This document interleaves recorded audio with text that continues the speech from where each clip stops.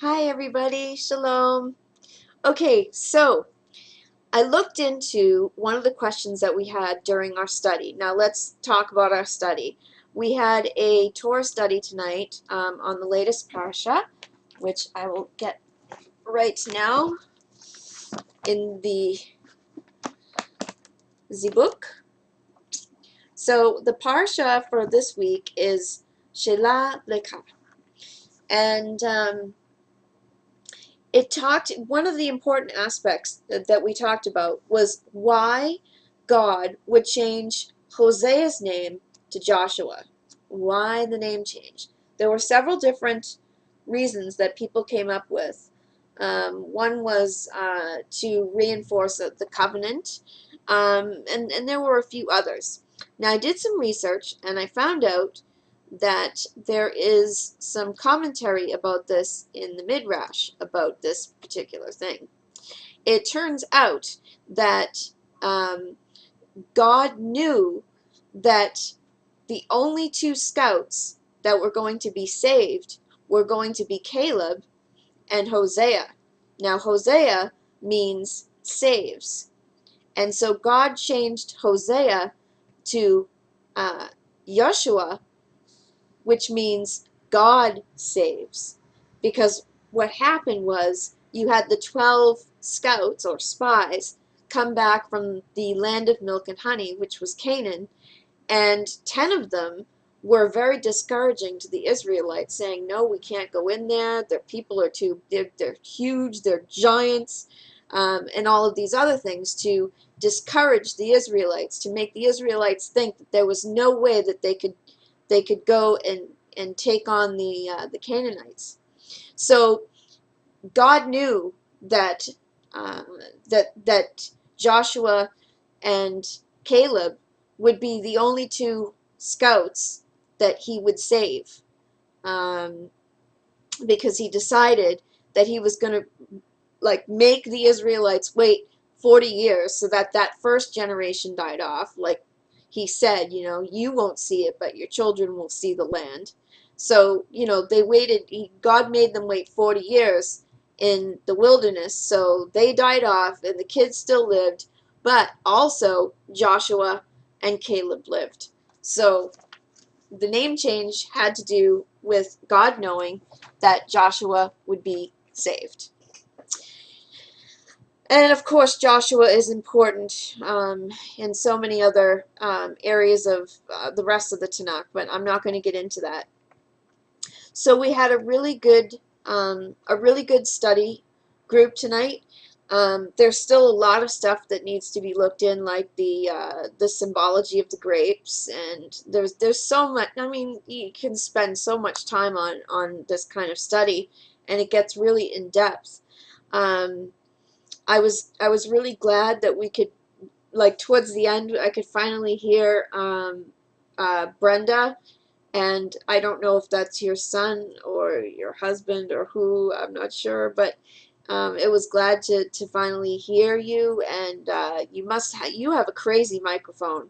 Your microphone is like a condenser microphone. You just have to it's over here and it'll like pick it up like really really like loud. I mean, I can't believe how loud your microphone is, how crystally clear it picks it up. So whatever you did at the end of our study session tonight was great, because I was able to really hear you, and if you could even turn it down even a little bit more, it would be just perfect.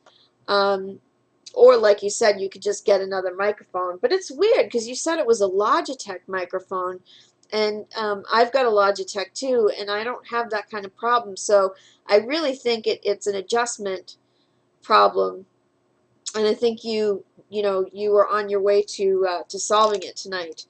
It was good. Alex showed up. I hope you did well in your exam, Alex. Of course, King Oyster, solid as a rock.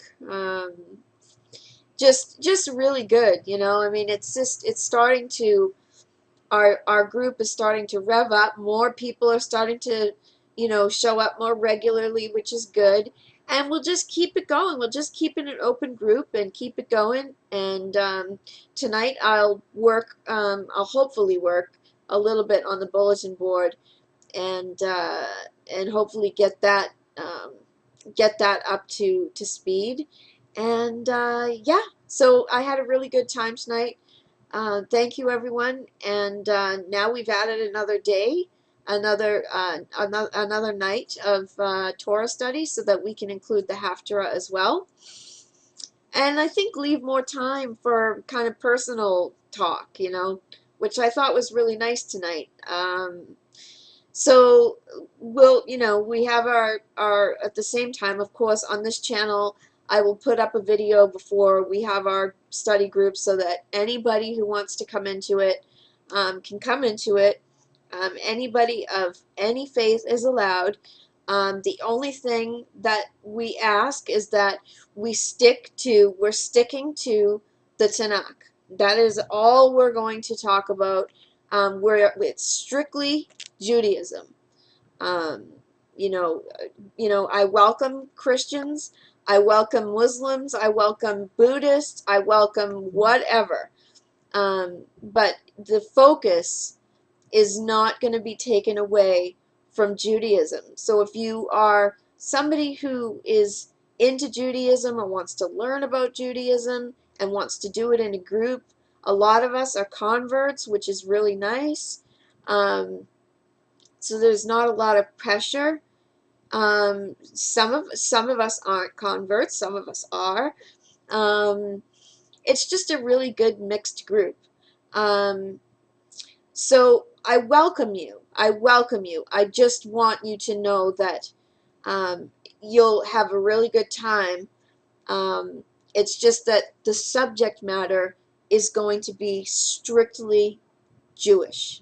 And I would appreciate it if there's no proselytizing of any kind going on in the room. That's it.